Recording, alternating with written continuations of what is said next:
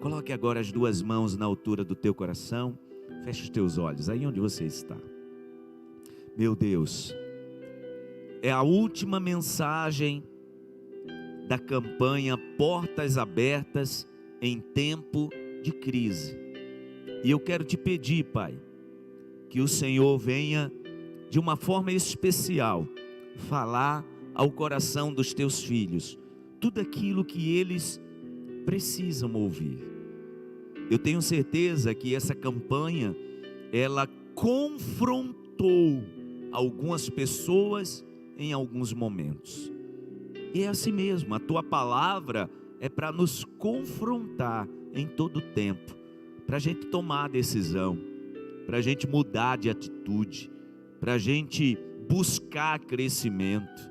Obrigado, meu Deus, e eu sei que essa palavra do dia de hoje, a última mensagem da campanha Portas Abertas, também será uma mensagem de confronto, mas para nos trazer crescimento e mudança. No nome de Jesus. Amém e amém. Hoje é o nosso sétimo elo, irmãos. Sétimo elo da campanha Portas Abertas em Tempo de Crise. Para você que estava com a gente desde o primeiro momento, eu quero relembrar, para aqueles que pegaram a campanha, da metade, você vai saber o que foi que a gente tratou. A primeira mensagem que a gente pregou foi sobre as chaves da vitória. Se nós estamos falando de portas abertas em tempo de crise, nós precisamos entender quais são as chaves que abrem essas portas. E na época a gente falou sobre 3 chaves: a chave do conhecimento, a chave dos relacionamentos e a chave da administração. Se você deseja ter uma nova oportunidade, se você deseja ter um novo momento na sua vida, você precisa ter a chave certa. E lembram que eu falei desde o primeiro momento? Porta aberta é o que, gente? Uma nova oportunidade, um novo momento que está na nossa vida despontando, Porta aberta é a gente entrando no novo tempo. Nós estamos vivendo um tempo de portas abertas. Amém, irmãos? A segunda mensagem que a gente ministrou foi com esse título, um título até meio grande. Às vezes a porta já está aberta, só que a gente ainda não viu. Quantas portas Deus já abriu para você e você ainda está como se a porta estivesse cerrada na sua frente, fechada. A nossa terceira mensagem foi equilíbrio emocional no tempo da crise. Nós precisamos disso, irmãos. Algumas pessoas, olha aqui para mim, Deus ele já abriu a porta, só que a pessoa ainda não passou por ela. E a sua falta de equilíbrio pode fazer com que você esteja de frente para a porta que Deus já abriu, mas como você não tem equilíbrio emocional, precisa ser que você não passe por ela. A quarta mensagem foi a gente tratando sobre a porta da escassez e a porta da abundância. O que é que você quer para a sua vida? Porque a porta da escassez e a porta da abundância depende de decisões que você toma. E a quinta mensagem que a gente ministrou foi sobre os relacionamentos que abrem portas. Todo relacionamento abre uma porta para a gente. Todo relacionamento, seja de amizade, seja de colega, de trabalho, seja familiar, seja casamento, todo relacionamento abre uma porta. A questão é, qual é a porta? A porta da escassez ou a porta da abundância? Porque tem gente, meu irmão, que depois que começou um relacionamento, se abriu uma porta. E eu já ouvi gente dizer assim para mim: pastor, a minha vida virou um inferno.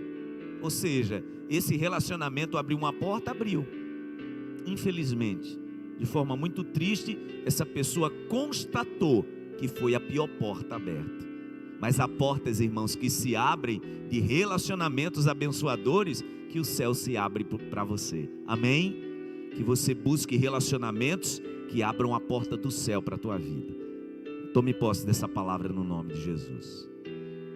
E domingo, nosso penúltimo elo, nós falamos sobre o plantio e a colheita. Se nós estamos falando de portas abertas, nós precisamos entender que só teremos um tempo de portas abertas se nós estivermos plantando a semente certa. Amém?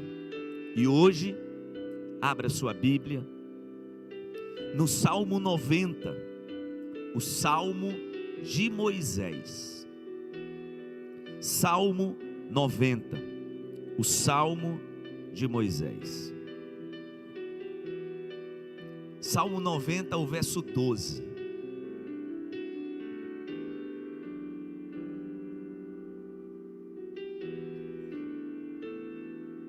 Salmo 90, o verso 12. Ensina-nos a contar os nossos dias, para que o nosso coração alcance sabedoria. Volta-te, Senhor. Até quando será assim? Tem compaixão dos teus servos. Satisfaze-nos pela manhã com o teu amor leal, e todos os nossos dias cantaremos felizes. Dá-nos alegria pelo tempo que nos afligiste, pelos anos em que tanto sofremos. Sejam manifestos os teus feitos aos teus servos, e aos filhos deles o teu esplendor. Esteja sobre nós a bondade do nosso Deus soberano. Consolida para nós a obra de nossas mãos. Consolida a obra de nossas mãos. Diga assim comigo, estendendo a tua mão direita para frente, num gesto de fé. Consolida para mim a obra das minhas mãos. Consolida a obra das minhas mãos. Amém? É um pedido de Moisés. Sabe, irmãos, eu costumo ser muito observador, e a minha vida ministerial me faz ser assim também. Além de forma muito pessoal eu ser assim, pelo perfil que eu tenho, o meu ministério me faz também ser muito observador.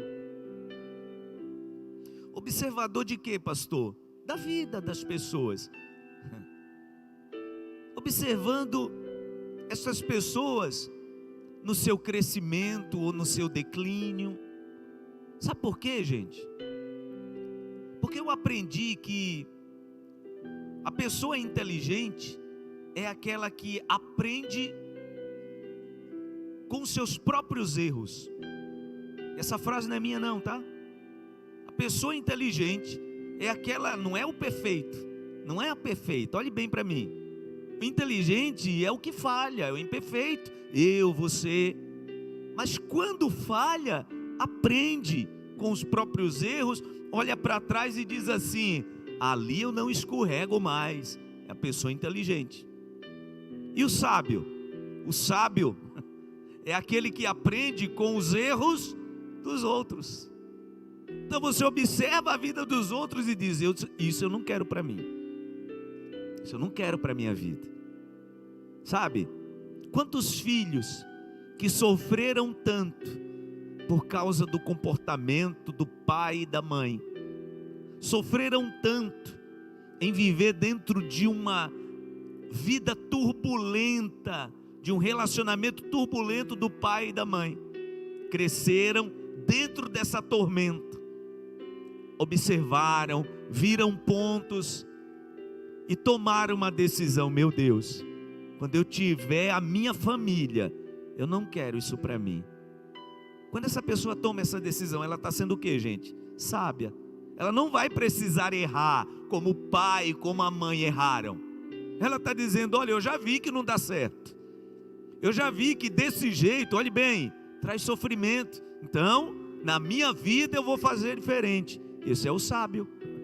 Para tudo, na profissão, nos estudos, nas finanças, nos relacionamentos, na vida sentimental. Você tem que observar: meu Deus, aquele tipo de relacionamento eu não quero para mim não. Aquele tipo de sofrimento eu não quero para mim. Esse é o sábio. O inteligente é aquele que passou e diz: olha, na próxima eu não erro mais. Na próxima eu não confio mais desse jeito, serei mais prudente. Esse é o inteligente. O sábio é o que aprende com os outros, o erro do outro. E o tolo, gente? O tolo é o que não aprende de jeito nenhum. E por que eu começo a minha palavra de hoje falando isso? Porque nós precisamos, irmãos, para termos uma vida exitosa e vitoriosa, nós precisamos observar, preste bem atenção, a nossa própria vida, mas a gente precisa também observar a vida dos outros. Como assim, pastor? Para ter referencial do que eu faço e do que eu não faço, referencial do caminho que eu quero andar e do caminho que eu não quero andar. Eu preciso. Sabe uma coisa que nesse nosso tempo se fala muito? Sobre inteligência emocional. E sabe, a maioria das pessoas pensa que inteligência emocional é você aprender a controlar suas emoções. Não tem nada mais errado na compreensão de inteligência emocional.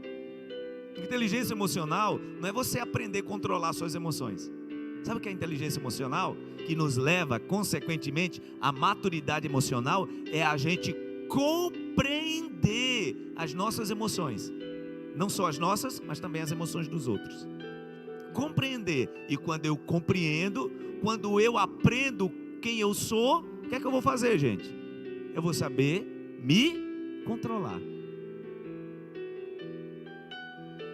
Eu conheço muitas pessoas que já viveram muitas portas abertas em suas vidas. O Pai Celestial deu a você grandes chances, colocou pessoas boas do teu lado, colocou gente abençoada do teu lado, colocou gente para te instruir, colocou gente abençoada para te aconselhar, colocou até gente ruim para você se tornar uma pessoa mais prudente.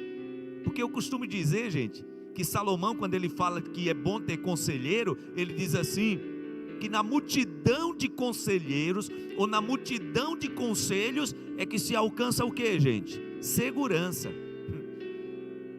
Eu gosto de dizer que Salomão não diz que é tendo conselheiros bons. Salomão não diz que é tendo conselhos bons que se alcança a segurança. Não, é na multidão deles. O que isso quer dizer? Presta atenção. É recebendo conselhos bons e conselhos também ruins. Quando você aprende na maturidade receber conselho bom e conselho ruim, sabe o que é que você faz? Isso aqui eu não vou ouvir de jeito nenhum, nem aplicar na minha vida. Isso vai te trazer o quê? Segurança. Segurança, gente, maturidade é quando a gente sabe ouvir todo mundo e dizer: isso aqui não é para mim, isso aqui é para mim. Quem está entendendo o que eu estou dizendo?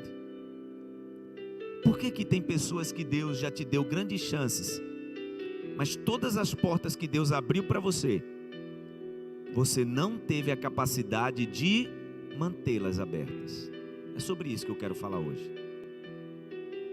Porque o que Moisés está dizendo, quando ele pede ao Senhor: meu Deus, consolida as obras das minhas mãos. Sabe o que Moisés está dizendo? Ele está dizendo assim: o Senhor já abriu uma porta para mim, me dê capacidade para eu mantê-la aberta. Consolida as obras das minhas mãos. Se o que eu estou fazendo é bom, faz isso prosperar. Você entende por que hoje, no último elo da campanha, é essa palavra que Deus nos traz? Quando Moisés pede: meu Deus, gente, ele repete, ele diz: meu Deus, consolida. Em outra tradução diz assim: confirma. Ou seja, já está bom, eu quero que continue. Isso, gente, é viver um tempo de portas abertas e manter a porta aberta.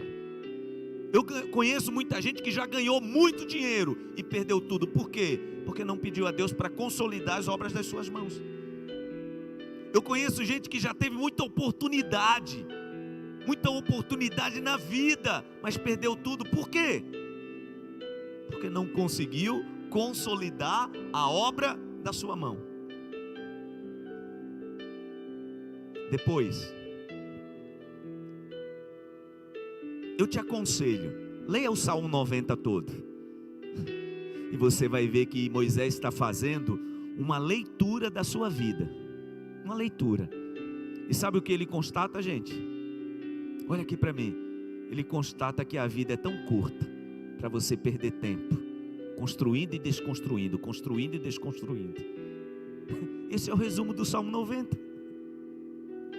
Ele começa a dizer, por exemplo, no verso 10, ele diz assim, olha, os anos da vida chegam a 70 e 80, e depois disso, é só canseira e enfado. Ou seja, ele está fazendo uma leitura da vida dele, da nossa vida, da sua vida, da minha vida, e dizendo, olha, se você perder tempo construindo e desconstruindo o que Deus te deu, sua vida não vai valer a pena. E eu penso, sabe, irmãos, que a pior coisa, preste atenção no que eu vou dizer agora, para você jovem, para você adolescente, para você pessoa madura, para você que já tem família, para você que não tem, deixa eu te dizer uma coisa. Sabe uma coisa que deixa o ser humano totalmente sem esperança? É quando ele percebe que a sua vida não tem ou não teve resultados duradouros. Por isso que Moisés está dizendo, olha, Senhor, tudo que eu construí até agora, consolida. Todas as portas que o Senhor, na sua bondade e benevolência, abriu para mim, me dê capacidade para eu mantê-las abertas. Consolida. A maioria das pessoas, gente, o que eu vou dizer agora é muito agudo e pesado. A maioria das pessoas que me procuram, dizendo que perderam o interesse da vida e querem desistir da vida, eu vejo que primeiro, são pessoas sem esperança. E segundo, sabe por que são pessoas sem esperança? Porque dão uma olhada para trás e percebem, meu Deus, trabalhei tanto para nada. Quando uma pessoa perde o interesse para a vida, gente, é porque essa pessoa não está conseguindo ver resultados no que ela tem feito. Salomão fala disso. Olha o que Salomão diz, eu convido você a abrir Eclesiastes. Você está anotando aí em casa, anote, porque essa leitura é para conduzir a tua vida a um nível de sabedoria. Eclesiastes capítulo 2, versículo 11, olha o que diz a palavra. Contudo, quando avaliei tudo o que as minhas mãos haviam feito, e o trabalho que eu tanto me esforçara para realizar, percebi que tudo foi inútil. Foi correr atrás do vento. Não há nenhum proveito no que se faz debaixo do sol. Será que estava motivado Salomão? Gente, será que estava motivado? Ele diz assim, sabe o que foi que eu concluí? Que todo suor, todo o meu esforço até agora foi inútil. Que me adiantou? Acordar cedo, trabalhar? Irmãos, tem gente que está pensando assim em relação ao casamento, em relação a o que você planejou para estudar. Que adianta? Não teve resultado. E isso torna a vida o que, gente? Desinteressante. Olha o que ele diz no versículo 17 do mesmo capítulo, capítulo 2, versículo 17: por isso desprezei a vida. Salomão tinha perdido o interesse da vida. Por isso desprezei a vida, pois o trabalho que se faz debaixo do sol pareceu-me muito pesado, tudo era inútil, era correr atrás do vento. Quero te convidar para pensar. Você que está nessa campanha, portas abertas em tempo de crise, quando você faz uma leitura da sua vida, como Moisés fez, Você tem coragem de pedir a Deus: meu Deus, consolida o que eu fiz até agora, confirma o que eu fiz até agora. Ou toda porta que Deus te deu capacidade de abrir, você não teve capacidade de mantê-la aberta. E não estou dizendo isso para que haja tristeza no teu coração, gente. Essa é uma palavra, ouça aqui para mim, uma palavra, olha aqui para mim, é uma palavra de confronto. Faça uma leitura da sua vida. Você tem coragem hoje de pedir para Deus: meu Deus, tudo que eu fiz até agora, confirma, consolida, deixa a porta aberta.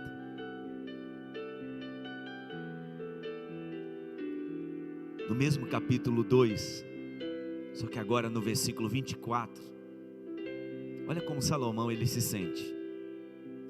Para o homem não existe nada melhor do que comer, beber, encontrar prazer em seu trabalho, e vi que isso também vem da mão de Deus.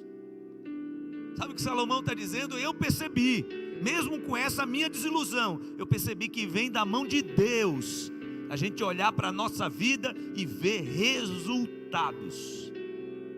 Não tem nada mais gratificante, meu irmão, quando a gente faz como Moisés, faz uma leitura da nossa vida e a gente percebe: meu Deus, obrigado, eu cresci,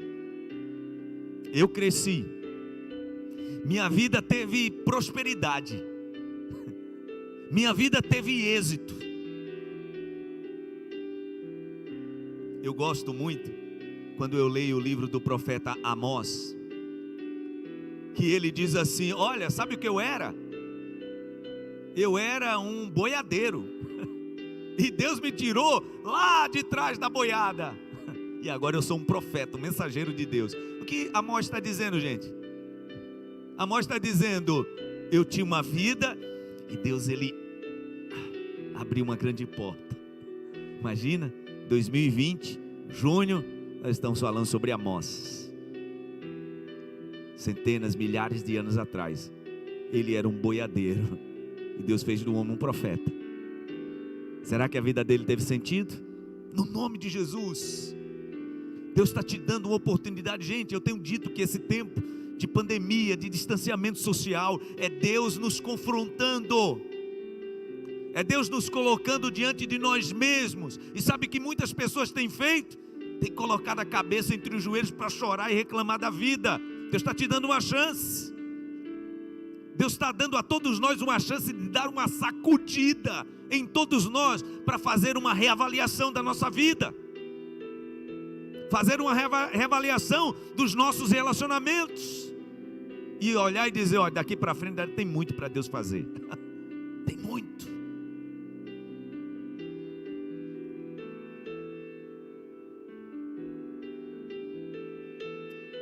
Eu sempre gosto de dizer que quando eu olho para a vida de Daniel e de José, eu sempre vejo a vida deles num gráfico. Esses dois homens, outros da Bíblia também, mas quando eu olho para estes dois, eu avalio a vida dos dois, eu vejo a vida deles num gráfico. E sabe como é esse gráfico? Um gráfico sempre com tendência de crescimento. É assim que eu vejo os dois. E aí agora, e quero ir para a parte final da minha mensagem, eu quero convidar você para a gente olhar a vida de José. Deixa eu encurtar a história, para que a gente avalie a vida de José, lendo alguns versículos. Veja só, a Bíblia diz que os irmãos dele, por inveja, primeiro queriam matá-lo. Ou seja, a perspectiva de vida de José foi lá para baixo, porque já estava certo que os irmãos iriam matá-lo. Só que no meio dessa confusão, dessa tormenta, claro que a mão de Deus estava sobre a vida de José, como está sobre a tua vida. Já teve muita coisa trágica na tua vida, que hoje nem você não era nem para estar ouvindo essa palavra, de coisas tão terríveis que já te aconteceram. Como diz a canção, pastor Anderson gosta de cantar, tem muita gente aqui que era improvável de estar ouvindo essa palavra, mas Deus te fez provável, vencedor e vencedora. Diga amém. José era um improvável, os irmãos tinham tramado a morte dele. Aí a mão de Deus tocou no coração de Rúben. Ele diz: não vamos vendê-lo, não vamos matá-lo não, senão o sangue dele vai ficar nas nossas mãos. Vamos fazer o seguinte, tem um poço ali, vamos jogar ele ali e a gente pensa o que fazer com ele. Aí a palavra diz que Rúben dá uma saída para pensar no que fazer. Está passando uma caravana de mercadores de escravos, os irmãos tiram ele e vendem como escravo, para nunca mais verem. Eles queriam se livrar, não queriam mais ver a cara de José. Aí a palavra diz que José vai parar onde, gente? Lá no mercado de escravos do Egito. Ouça o que eu vou te dizer. Quem tem propósito de Deus na vida, na sua vida não acontece nada por coincidência. Tome posse dessa palavra. Não existe coincidência para quem tem propósito de Deus. Deus tem um controle total e absoluto sobre a tua vida, sobre a tua família, sobre o teu casamento, sobre os teus sonhos. Creia nisso no nome de Jesus.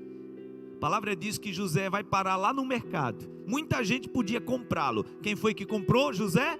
Quem, gente? Quem? Ali passava gente, fazendeiro, sacerdote, passava todo tipo de gente para comprar escravo.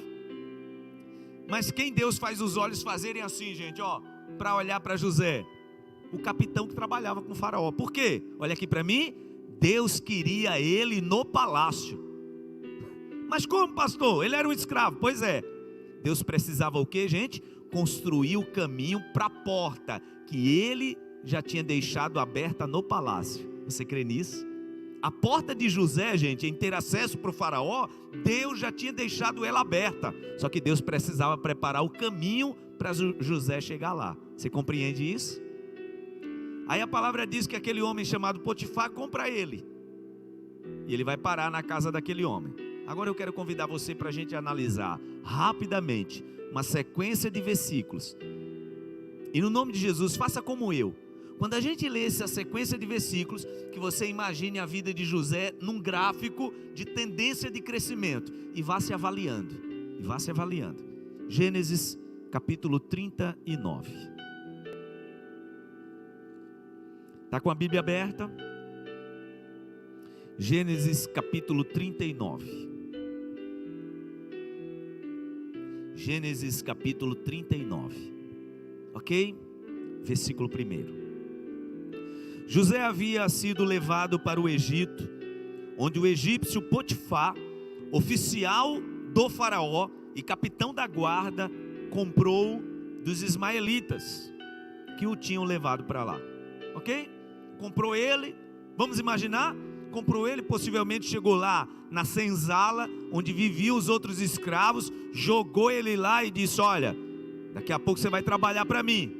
Possivelmente, gente, a Bíblia não traz esse detalhe, mas quando José foi comprado e foi jogado na senzala, possivelmente ele começou a fazer serviços ali, no quintal, na lavoura.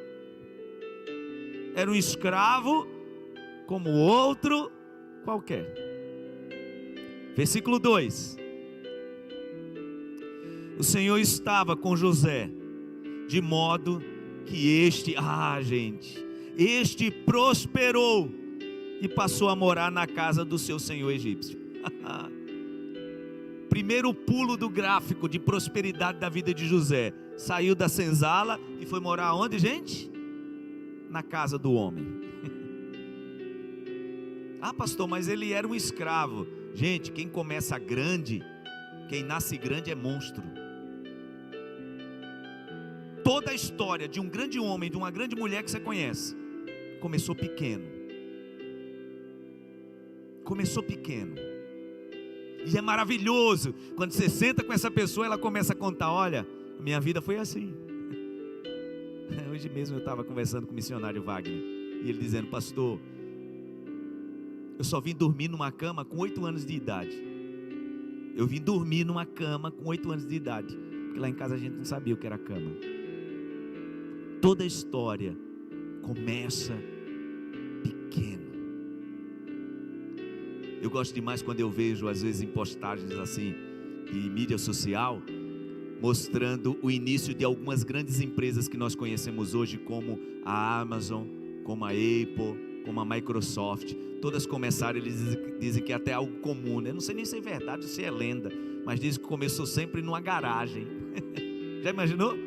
Hoje essas empresas valem bilhões. Começou o projeto lá numa garagem de uma casa. José começou aonde? Começou lá na senzala, mas a palavra diz que ele prosperou. Então ele saiu da senzala e foi para onde? Para a casa do seu senhor. Versículos 3 e 4. Quando este percebeu que o Senhor estava com ele e que o fazia prosperar em tudo que realizava, agradou-se de José e tornou-o administrador de seus bens. Potifar deixou a seu cuidado a sua casa e lhe confiou tudo o que possuía. Ele sai da senzala, já não dorme mais lá entre os escravos e vem morar onde, gente? Na casa do seu senhor. Mas Deus queria ele apenas saindo da senzala? Não, Deus queria consolidar mais as obras das suas mãos. Diga graças a Deus. Vá analisando sua vida. Hoje você é um vendedor, é uma vendedora, Deus quer te dar mais. Hoje você é frente de loja, Deus quer te dar mais. Hoje você é um gerente, Deus quer te dar mais. Hoje você é um supervisor, Deus quer te dar mais. Hoje você está começando um relacionamento que ainda é meio conturbado, Deus quer te dar mais. Por quê? Confirma, Senhor, as obras das minhas mãos. Ou seja, a porta que o Senhor abriu lá na presença do faraó já estava aberta, só que tinha um caminho para ele chegar lá. Amém? Vamos para a parte final. Versículo 5.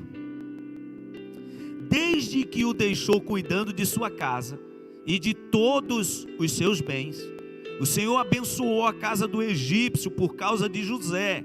A bênção do Senhor estava sobre tudo o que Potifar possuía, tanto em casa como no campo. Versículo 6. Assim deixou aos cuidados de José tudo o que tinha. Olha aqui a palavra de Deus.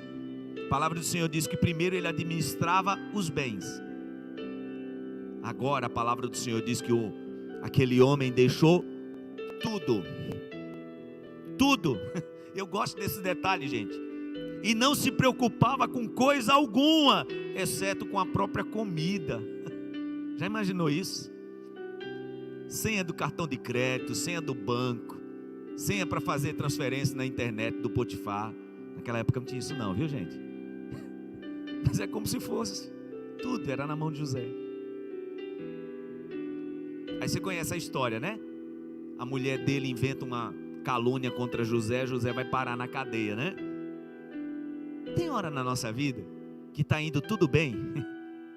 A nossa vida está assim, gente, um gráfico crescente, e de repente, eu vou dizer algo para vocês, algo que eu disse para uma pessoa esses dias, mas não foi o que eu criei, eu ouvi de alguém. Deus está usando esse tempo, gente, sabe aquele freio de arrumação? Deus está usando esse tempo para isso. Tem pessoas que estão numa crescente com Deus, aí tem hora que Deus dá um freio de arrumação para você se situar. Foi assim com José. Aí ele vai parar na cadeia. Pergunta: a prosperidade parou na vida dele? Não. Versículos 20 e 23 do mesmo capítulo, olha o que diz a palavra. Mandou buscar José e lançou-o na prisão em que eram postos os prisioneiros do rei. José ficou na prisão, mas o Senhor estava com ele e tratou com bondade, concedendo-lhe a simpatia do carcereiro. Por isso, o carcereiro encarregou José de todos os que estavam na prisão, e ele se tornou responsável por tudo o que lá sucedia. Lá na prisão, Deus prosperava José. Você conhece a história. Agora José vai parar diante do faraó. Capítulo 41, versículo 33. Procure agora o faraó um homem criterioso e sábio, e coloque-o no comando da terra do Egito. O faraó também deve estabelecer supervisores para recolher 1/5 da colheita do Egito durante os 7 anos de fartura. Eles deverão recolher o que puderem nos anos bons que virão, e fazer estoque de trigo que, sob o controle do faraó, serão armazenados nas cidades. Esse estoque servirá de reserva para os 7 anos de fome que virão sobre o Egito, para que a terra não seja arrasada pela fome. O plano pareceu bom ao faraó e a todos os seus conselheiros. Por isso o faraó lhe perguntou: será que vamos achar alguém como este homem em que está o Espírito Divino. Disse, pois, o faraó a José: uma vez que Deus lhe revelou todas essas coisas, não há ninguém tão criterioso e sábio como você. Você terá o comando do meu palácio, e todo o meu povo se sujeitará às suas ordens. Somente em relação ao trono serei maior que você. E o faraó prosseguiu: entrego a você agora o comando de toda a terra do Egito. Você observou o gráfico? Olha aqui para mim. Quando Deus tirou José da senzala e colocou na casa do faraó, ele estava consolidando as obras da mão dele. Quando Deus faz José administrar todos os bens do Potifar, ele estava consolidando as obras da mão dele. E assim, e assim, e assim, e assim. Eu encerro essa campanha, Portas Abertas em Tempo de Crise, dizendo: Deus já abriu uma grande porta na tua vida. Que a tua oração nessa noite seja: meu Deus, me dê sabedoria para eu mantê-la aberta. Consolida as obras das minhas mãos. Ah, pastor, mas o que eu tenho feito é pouco. Quando Deus começar a consolidar isso, será grande na tua mão, será grande para a tua família, no nome de Jesus. Fique em pé no seu lugar.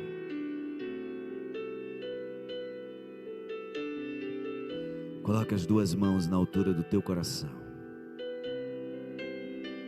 Feche os teus olhos.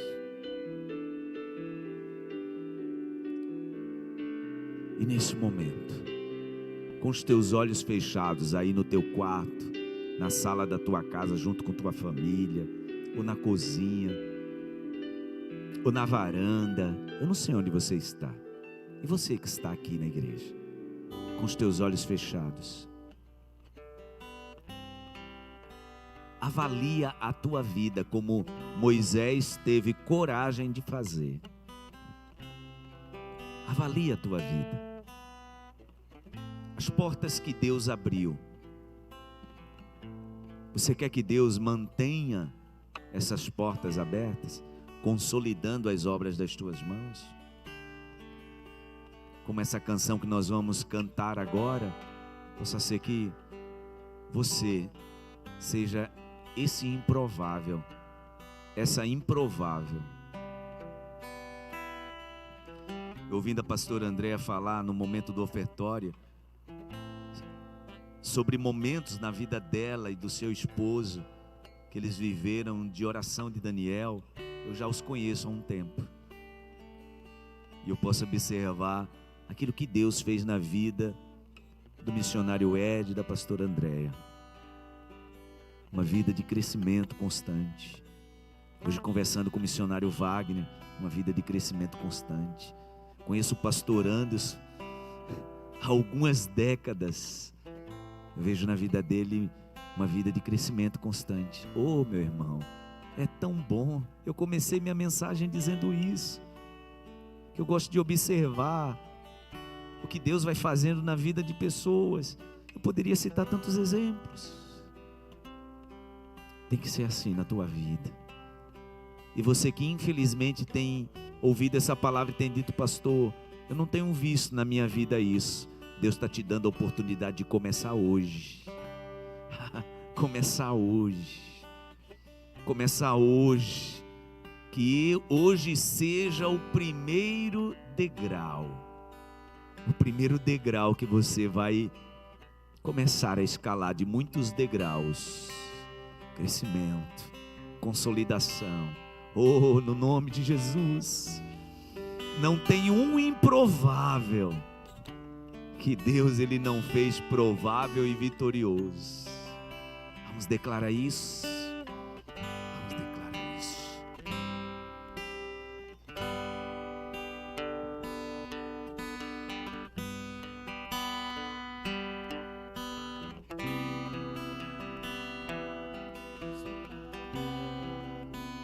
Para ti,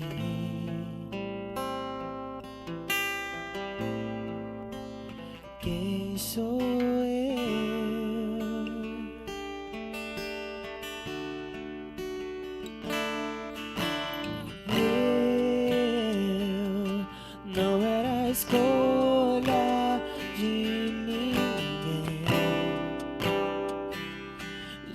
Jamais alguém olhou pra mim.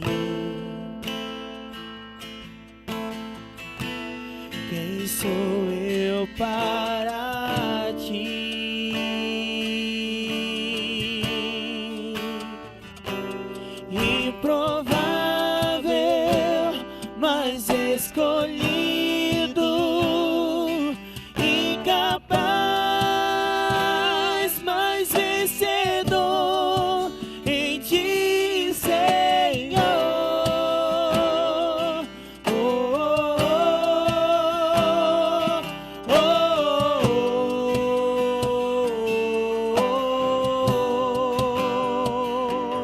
oh. Improvável, mas escolhido. Incapaz, mas vencedor em ti, Senhor. Oh, oh, oh, oh.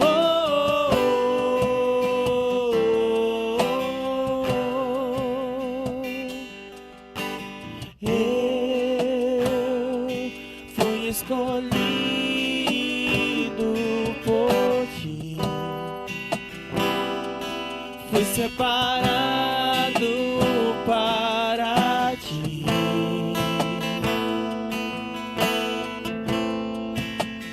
Quem sou eu?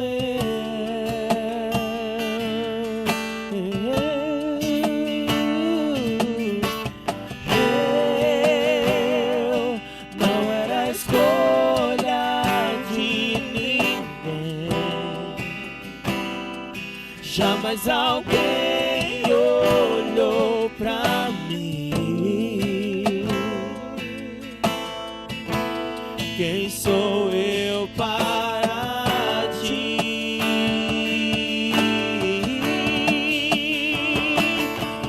Improvável, mas escolhido. Incapaz, mas vencedor em ti, Senhor. Oh, oh, oh, oh.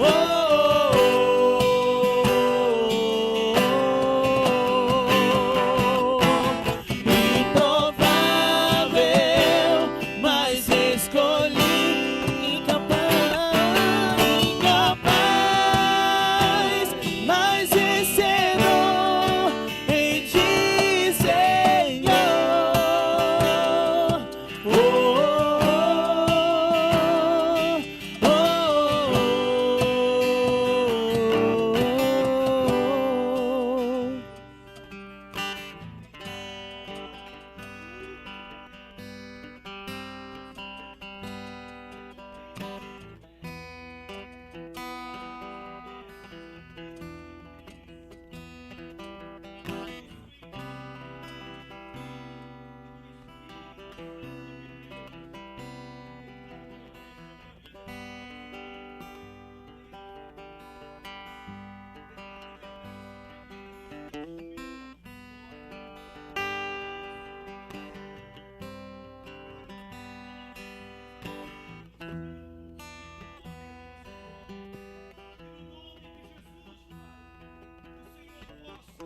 Fazer com que os teus filhos entendam que o Senhor tem um propósito em suas vidas, que se consolide toda bênção, que se consolide todo favor e toda porta que um dia o Senhor já abriu. Alguns dos teus filhos, meu Deus, ainda não passaram por ela, mas a porta já está aberta. Então confirma as obras das suas mãos. Eu sei, meu Deus, que todas as pessoas que agora oram comigo, todas estas pessoas têm histórias lindas, maravilhosas, histórias de superação, histórias de vitória. Eu sei, meu Deus. Então, agora nesse momento, os improváveis intercedem e te pedem: consolida as obras das nossas mãos.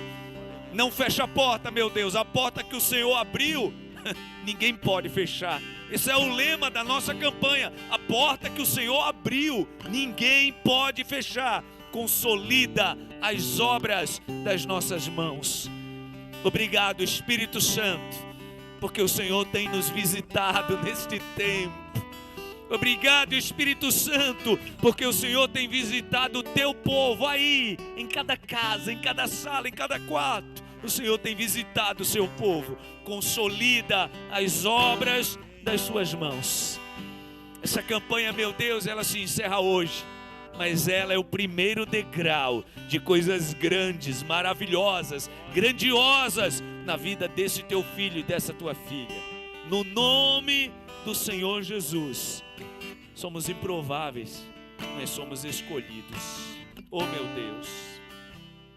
No nome de Jesus, confirma esta palavra no coração desta tua filha e deste teu filho. Sabe, irmãos, quando o pastor Anderson me conta a história dele de infância, eu sempre me emociono. Você era um improvável. E a porta que Deus abriu para você, nunca mais ela fechou. Quando o missionário Ed conta a história da infância dele, uma história bem trágica, ele era um improvável. Ouvindo hoje a história do missionário Wagner, era um improvável. Quando eu ouço a história da pastora Andréia, era um improvável. De vez em quando a gente está sentado à mesa lá em casa, eu vou conversando com a minha esposa e dizendo algumas coisas da minha infância. Não era para eu estar nesse altar, mas a porta que Deus abre, ninguém pode fechar. Ninguém, nem aqueles que tentaram te fazer mal pode fechar, porque foi a porta que Deus abriu. Deus abriu uma porta promissora para José, de lado do faraó. E quem se levantou contra ele, passou vergonha. Somos improváveis, mas somos escolhidos. Canta isso, pastor Anderson. Canta isso, Felipe. Canta isso, Felipe. Canta, pastor Anderson. Oh, aleluia, canta você. Cante você na sua casa. Aleluia. Feche essa campanha com chave de ouro, dizendo: meu Deus, eu sei. O Senhor tem muito mais. Aleluia. Improvável, mas escolhido. Glórias ao nome do Senhor. Capaz, mas vencedor. Em ti, Senhor.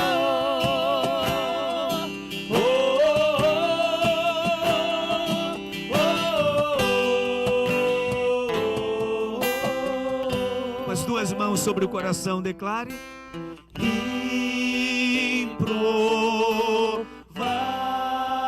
Improvável, escolhido, vencedor.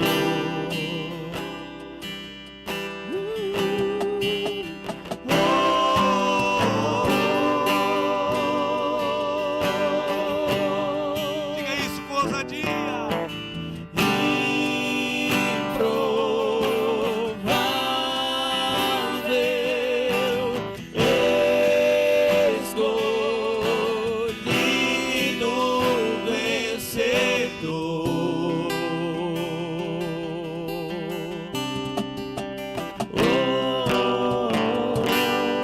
Aplauda o Senhor bem forte, glorifique, exalte, chore, brade, grite, exalte o nome do Senhor.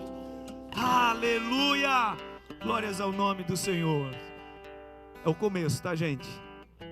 Porque a gente tem 21 dias de mergulhar em Deus. É o começo. Chorar por você. Nós estamos encerrando hoje a campanha, mas o processo continua. Amém? Levante as suas mãos. Obrigado, meu Deus. E eu termino, meu Deus, esse culto que não dá vontade de terminar assim, desse jeito. para que os teus filhos continuem desfrutando do Senhor aí em suas casas. Espírito Santo esteja sobre eles. Nos dá uma noite de paz e abençoada. Conduza-nos em paz, guardados em Ti. E que a graça do Senhor e Salvador Jesus Cristo, o amor de Deus, nosso eterno Pai, a comunhão e a consolação do Espírito Santo esteja e permaneça sobre todos. Eu consagro a Ti, meu Deus, o óleo da unção.